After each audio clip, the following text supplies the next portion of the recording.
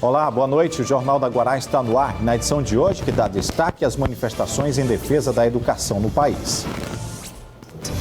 Manifestação na Praça Deodoro, no centro de São Luís, reúne educadores em protesto contra contingenciamento da educação. Universidade Federal e Instituto Federal de Educação podem fechar as portas por falta de dinheiro e fazem alerta para a população. Já no ensino fundamental, a situação é outra. Sem estrutura para funcionar, escolas fecham portas para reformas que nunca terminam e estudantes ficam com aulas prejudicadas. E veja também, a Prefeitura deixa de enviar respostas sobre o plano diretor e vereadores têm em mãos análise sobre impeachment do prefeito Edivaldo Holanda Júnior. O Ministério da Saúde faz alerta para alta nos casos da dengue, zika e chikungunya no estado. Polícia desbarata quadrilha que desviava produtos de rede de supermercados no estado. A partir de agora, no Jornal da Guará.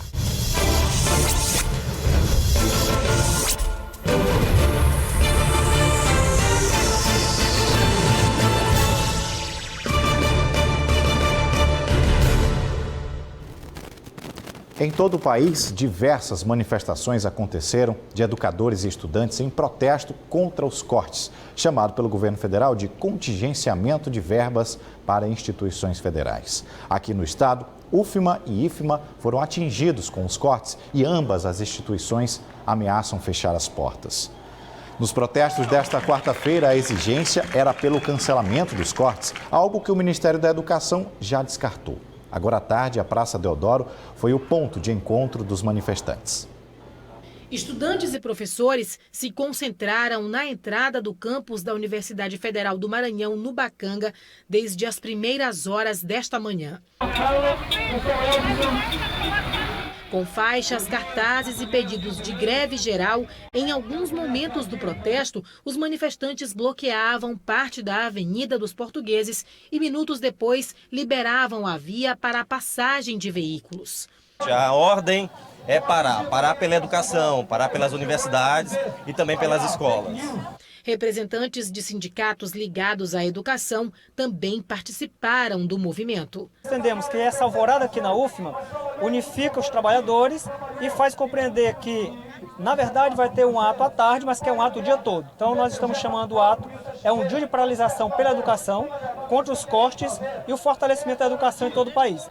Os estudantes de instituições federais em todo o Brasil protestam contra o corte de 30% dos investimentos em educação básica e superior, que representa mais de 2 bilhões de reais. Nós iremos levar a ciência para a praça, faremos aulas públicas e faremos apresentações dos nossos trabalhos. Com o anúncio do bloqueio de verbas e a suspensão de bolsas de pesquisa, os estudantes da UFMA decidiram fazer uma nova convocação para os protestos. A reitoria da instituição federal já sente a ameaça de uma futura greve estudantil. Há uma preocupação em todas as universidades públicas federais, se esse corte for mantido, de inviabilizar o segundo semestre nas universidades federais. Durante a tarde, o repórter Jairo Martins acompanhou as manifestações.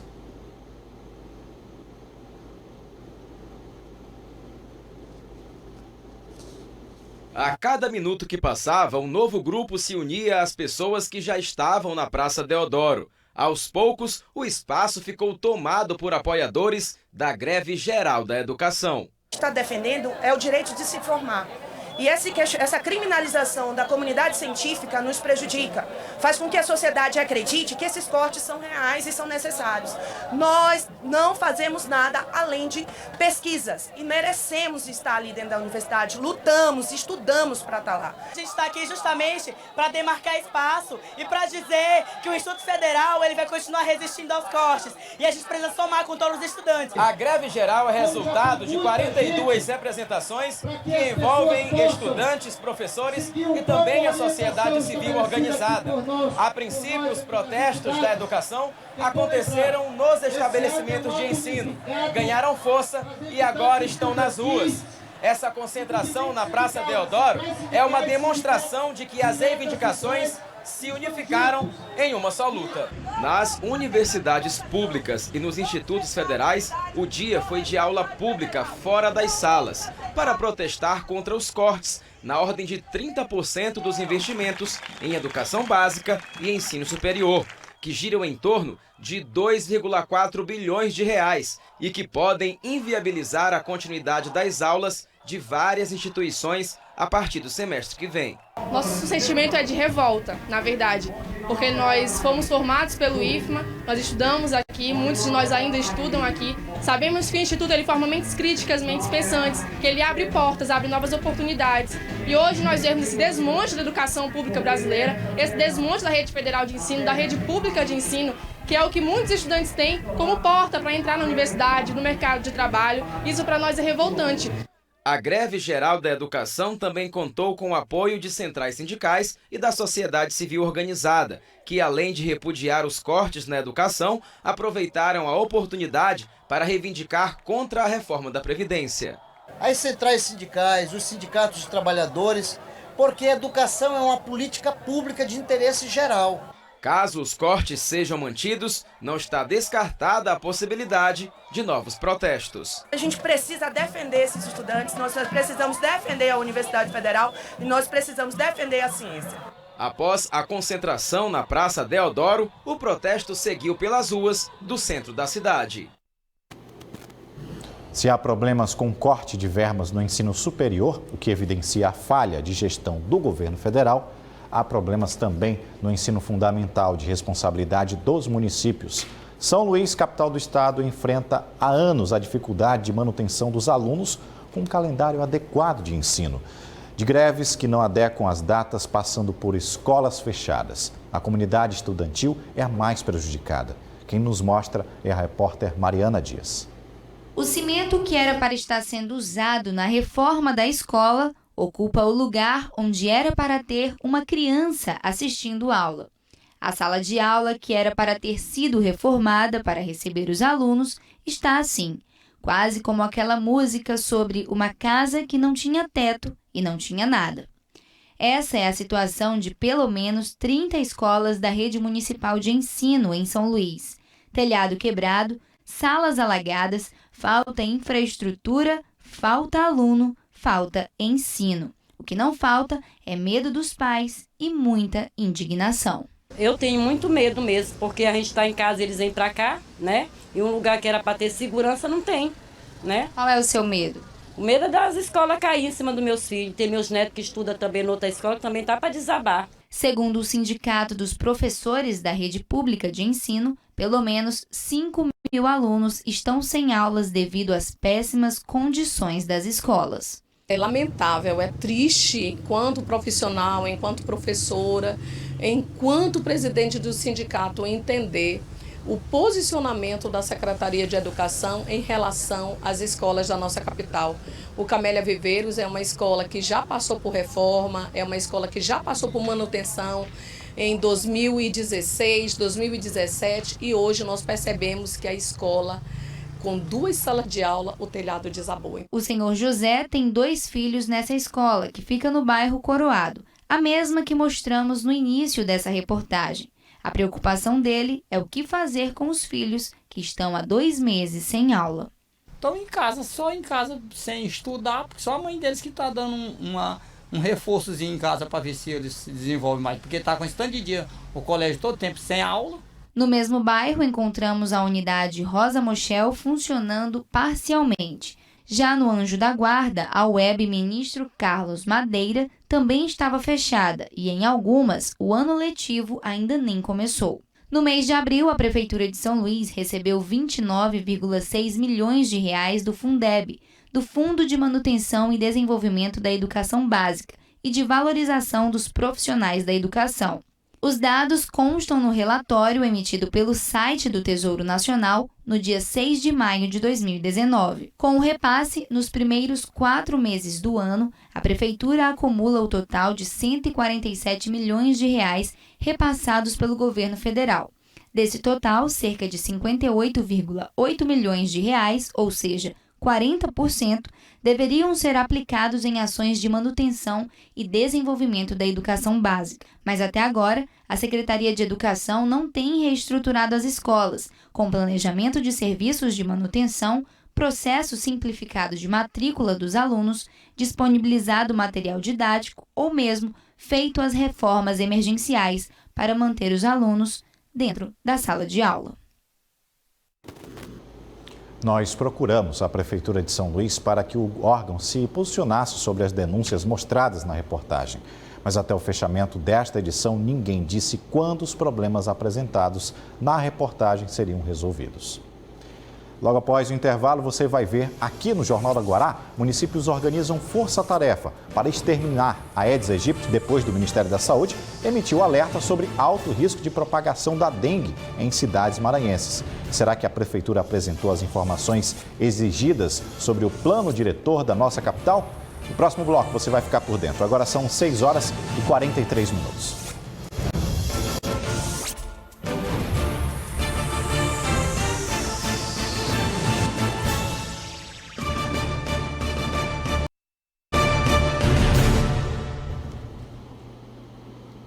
Era para ter sido dada hoje a explicação da Prefeitura de São Luís aos questionamentos do vereador Honorato Fernandes, do PT, sobre o plano diretor da capital, que, aliás, está empacado na Câmara. Acontece que o município não se justificou e isso foi agravado por uma outra situação.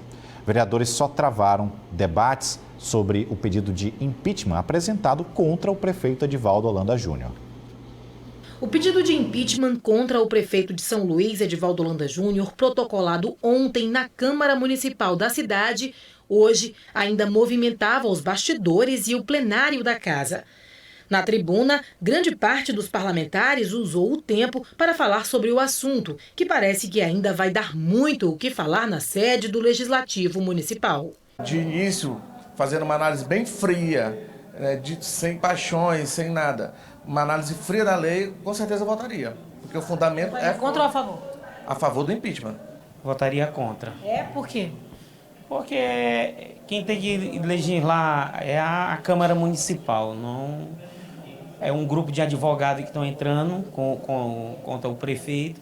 E quem tem que analisar é os vereadores da casa que tem que... Se hoje o impeachment fosse hoje, eu era contra o vereador Edson Gaguinho. Mas a demora no início das discussões do plano diretor, que estavam sendo aguardadas para esta quarta-feira, nem chegaram a ser sugeridas. Dias atrás, o vereador Honorato Fernandes, do PT, chegou a solicitar informações ao município sobre o plano diretor. E parece que vai ter que continuar esperando para começar esse debate. Significa dizer que a cidade está perdendo muito, porque já podia ter implementado uma série de mudanças legislativas, permitindo o crescimento e desenvolvimento sustentado, respeitando o meio ambiente. Esse é um debate que se arrasta há muito tempo. Nós estamos com uma frente proposta que está nas comissões, já foi encaminhada para as comissões para receber parecer. Acredito que nos próximos 10 dias deve vir à casa para a votação e criação da frente. Hoje nós estamos tratando da construção das comissões, que também são peças importantes para o debate político dos temas, e o nosso desejo é que a gente construa e vote ainda este ano um plano diretor que respeite a cidade e as pessoas. Foi de mais de 100% o aumento dos casos de dengue no Maranhão nos primeiros meses deste ano, se comparado com o mesmo período do ano passado. Segundo o Ministério da Saúde, mais de 70 cidades tiveram um elevado índice de contaminação para a população de doenças relacionadas ao mosquito Aedes aegypti. E o lixo esconde muita larva dos mosquitos. Tá aí um ambiente ideal para o mosquito Aedes aegypti. E se engana quem pensa que é exigente, que se reproduz somente em água limpa. A Superintendência de Controle de Endemias do Estado de São Paulo comprovou que mesmo em locais sujos, põe os ovos, depois saem as larvas e, por fim, os mosquitos responsáveis pela transmissão da dengue, zika e chikungunya. Ah, mas isso é tão falado. Mesmo assim, é preciso ser insistente para evitar o crescimento dos registros. É que o número de pessoas infectadas não para de crescer. Aqui no Maranhão, comparando os meses de janeiro a março deste ano com o mesmo período de 2018, os casos de dengue aumentaram 102%, chikungunya 4% e zika 51%, segundo o Programa de Prevenção e Controle de Arboviroses, que faz levantamentos semanais. Na contramão desses números, aqui na capital houve uma redução dos registros. Nos primeiros 3 meses deste ano, em comparação com o mesmo período do ano passado, o número de casos de dengue teve uma redução de 64%. Mas não é para ficar animado não e descansar no combate ao mosquito. É que muitos casos deixaram de ser notificados. Há muitos casos de subnotificação, onde as pessoas apresentam os sintomas bem sugestivos de arbovirose ou dengue ou chikungunya e zika, não procuram o serviço de saúde, por isso não são notificados, ou às vezes procuram o serviço de saúde e não são notificados pelos profissionais de saúde. Então ocorre uma subnotificação muito grande, o que dificulta realmente fazer a análise da epidemiologia da doença no nosso estado, no nosso município ou em qualquer localidade. A medida para evitar a reprodução do mosquito é tão simples: evitar o acúmulo de água. Uma ação que precisa da união de todos, até porque prevenir ainda é a melhor forma de evitar as doenças. Mesmo com a responsabilidade do município nas campanhas, a população não pode deixar de fazer a sua parte dentro de casa. Vamos mudar de assunto, trazer boas notícias para o consumidor? A Comissão de Assuntos Sociais do Senado aprovou em sessão plenária as mudanças nas regras dos planos de saúde. Casos de urgência e emergência não vão mais ter carência, que hoje é de 24 horas. O projeto aprovado também reduz para 120 dias o prazo de carência para internações hospitalares. O prazo atual é de 300 dias para partos e 180 para cirurgias. Como foi aprovado em caráter terminativo, caso não haja recurso da decisão da CAS, o projeto seguirá direto para a Câmara dos Deputados. A Associação Comercial do Maranhão realizou mais uma edição do Maranhão Business, que teve como atrativo uma rodada de negócios que tem como objetivo impulsionar a economia local. O encontro também teve debates organizados em favor do desenvolvimento de fornecedores. Mariana Dias acompanhou. Essa foi a segunda etapa do Maranhão Business 2019. A ideia é principalmente dar oportunidade para que microempresas, sócias da Associação Comercial do Maranhão, tenham contato com grandes empresas e que esse encontro gere oportunidades de negócio. A gente trata eventos como esse como uma missão da casa, de promover interação, networking e, consequentemente, negócios entre seus associados. Então, esse evento visa essa união, fazer com que a gente se conheça os nossos produtos, nossos serviços e possamos, então, através do networking, fazer negócios posteriormente. O evento inclui, além desses encontros de negócios, palestras e talk shows com líderes empresariais. Nessa ocasião, eles puderam também ter um panorama geral do ciclo da economia no país. Eu acho que a gente está numa mudança de ciclo. O ciclo tende a ser bom, mas o fato é que no curto prazo tem muita confusão, muito ruído e a gente não consegue perceber essa mudança ainda. A economia está, depois da recessão, ela está caminhando, mas é um ambiente ainda muito complexo. Mariana Dias, para o Jornal da Guará. A seguir, políticas afirmativas para a população LGBT estão em pauta aqui no JG na semana de construção de uma estratégia de enfrentamento ao preconceito dessa população. Agora são 6 horas e 53 minutos.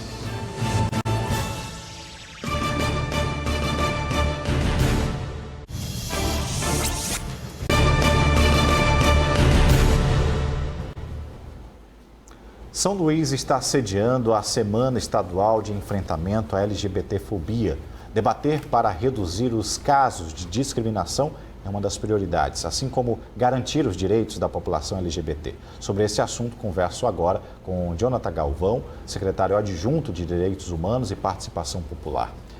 Boa noite, secretário. Seja muito bem-vindo ao Jornal da Guará para a gente discutir essa temática que já está em proposição. O evento começou no dia 14, com a abertura.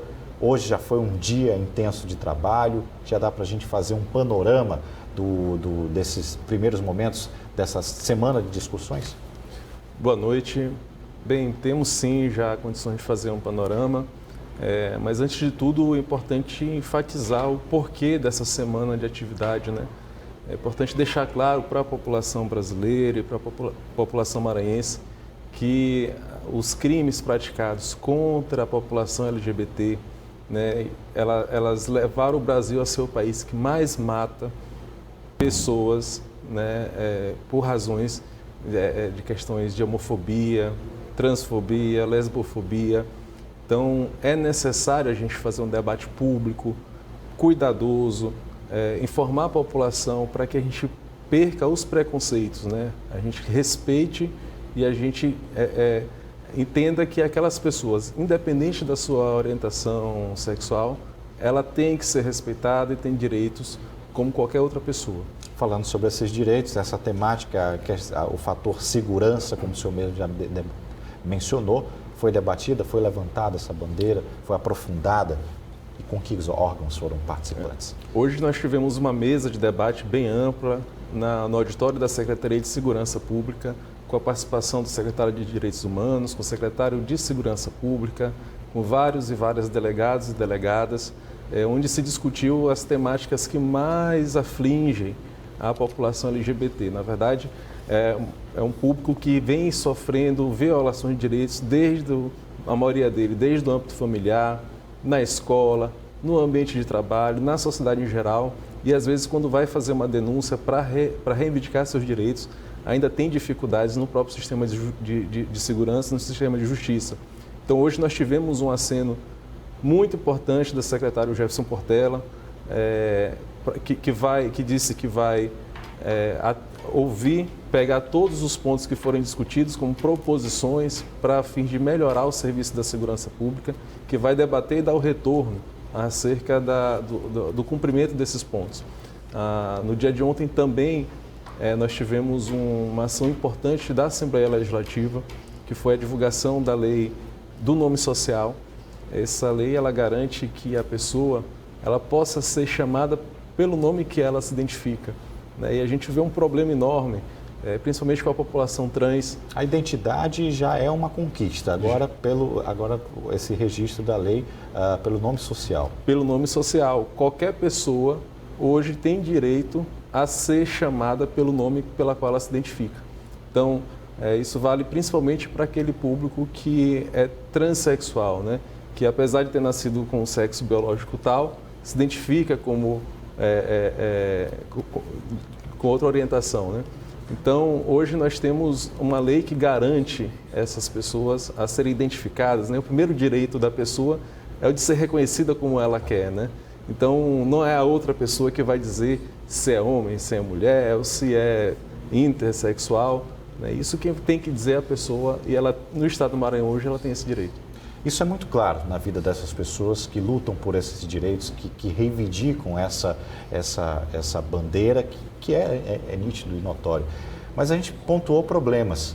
A Secretaria apresentou algo do tipo de soluções e avanços nessa discussão? Sim, inclusive já foi noticiado a delegacia especializada, né, que funciona no prédio da Secretaria de Igualdade Racial, que vai atender, além de conflitos raciais, vai atender crimes contra a população LGBT. Então foi anunciado hoje pelo secretário Jefferson Portela.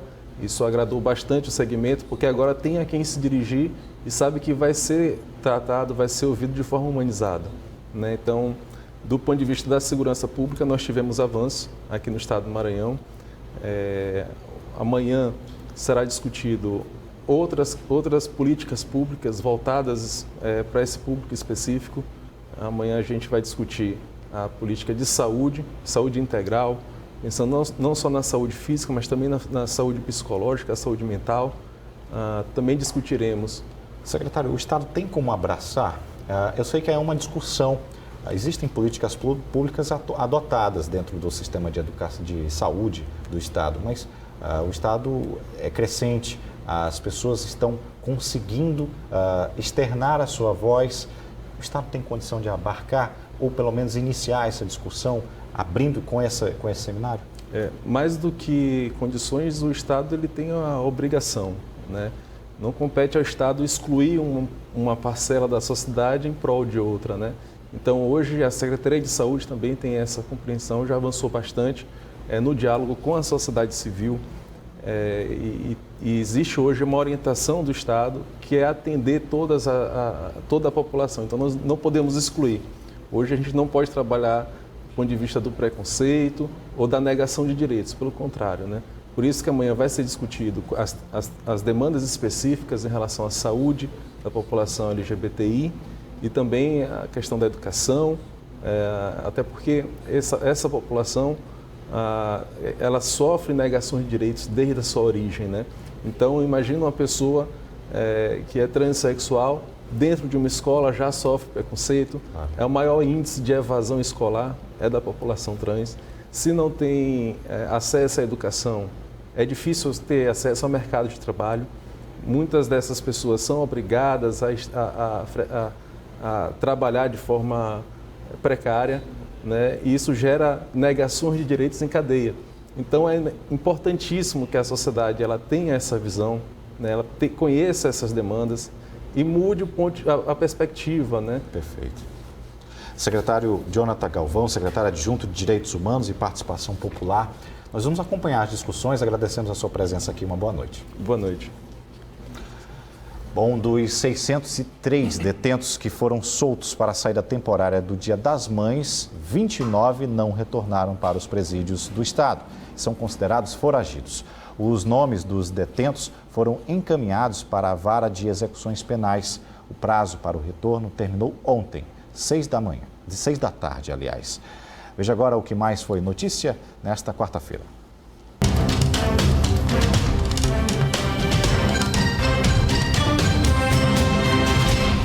A Polícia Federal cumpriu 5 mandados de prisão temporária e 4 de busca e apreensão nesta quarta-feira, durante a segunda fase da Operação MD.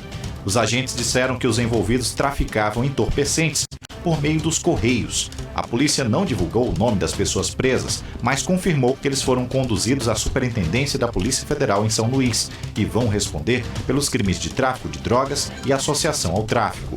Em caso de condenação, podem cumprir 15 anos de prisão.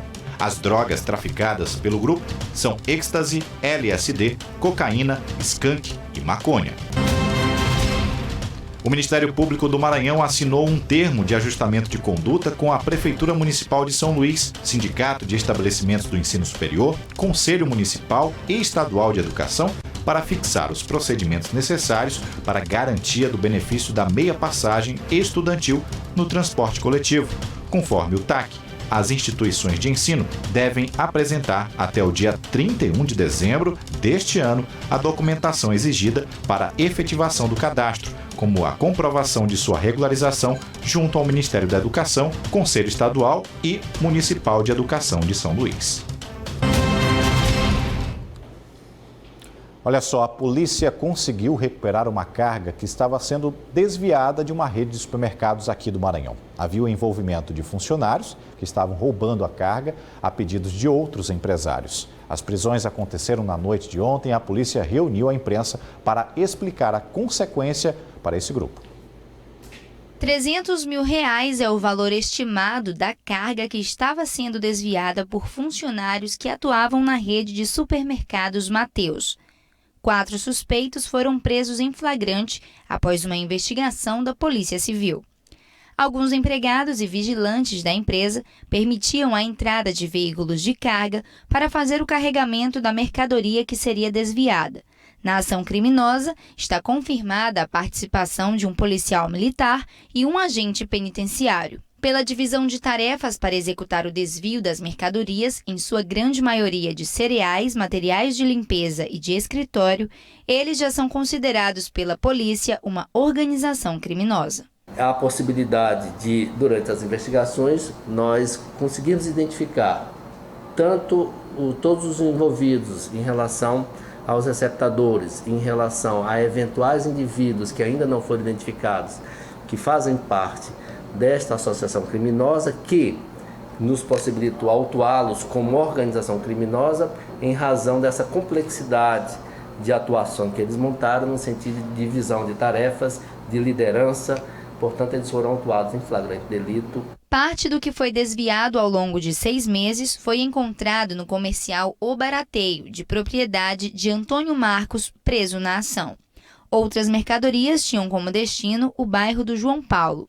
Também foram presos Pedro Ivo, identificado como líder da organização e que exercia a função de controle de perdas do supermercado, e 2 vigilantes, Tiago Silva Pereira e Elvecir da Cruz Santos. O PM e o agente penitenciário continuam foragidos e a polícia não descarta a identificação de outros envolvidos no decorrer da investigação, que começou após a constatação do desfalque das cargas. Tá? Existem outros envolvidos? Sim. Tá? Esses outros envolvidos, eles serão identificados. Já houve um direcionamento de 2 comerciantes situados no centro comercial ali do João Paulo, tá? E eles, portanto, já foram identificados os estabelecimentos. Nossas equipes já estão procedendo tanto às intimações quanto nós estamos providenciando uma representação por busca para adentrar nos estabelecimentos e verificar se lá se encontram a res furtiva, o patrimônio que foi desviado do depósito do Mateus. A seguir, polícia efetua a prisão de invasores de área do sítio Santa Eulália, aqui em São Luís. Agora são 7h09. Fique agora com a Tábua de Marés para amanhã.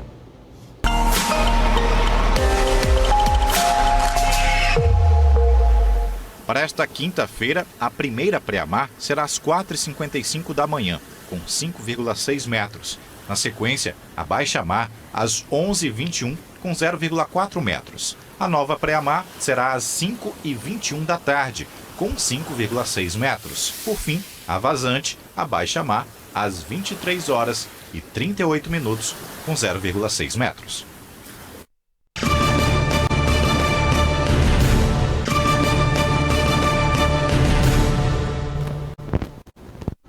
Ontem, o Jornal da Guará mostrou que vários locais do sítio Santa Eulália, área verde da cidade, estão sendo ocupados desordenadamente. Pois bem, ontem mesmo, 6 pessoas foram presas por suspeita de invasão e desmatamento no local.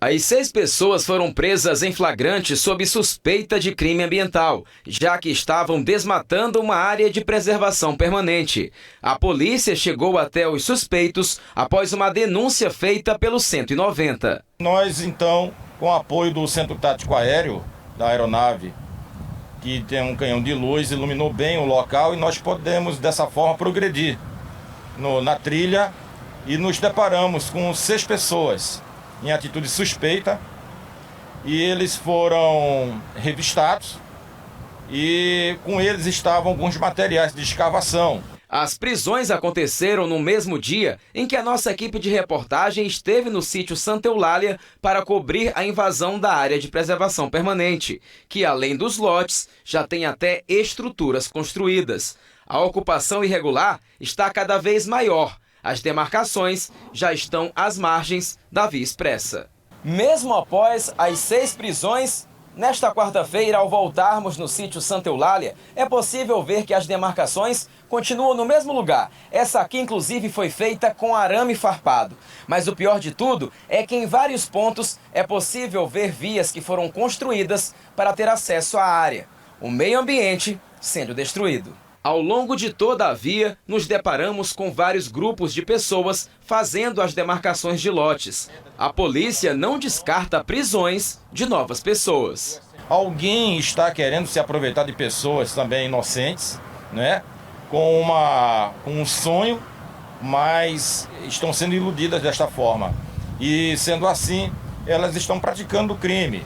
E nós estamos investigando isso aí, a Polícia Civil também está. O Batalhão de Policiamento Ambiental também está com incursões também na área, justamente para coibir essas ações.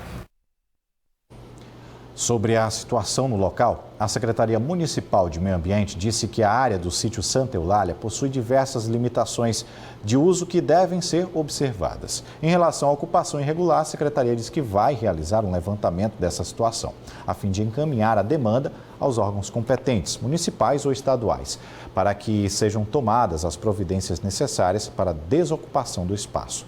Já a Secretaria de Meio Ambiente do Estado diz que realiza constantemente ações de fiscalizações relativas à degradação ambiental na área. Bem, outras notícias no portal Guará.com. Você fica agora com o programa Os Analistas, que hoje recebe Ted Lago, presidente da EMAP. Uma ótima noite a todos e até lá. TV Guará, o seu canal com o Maranhão.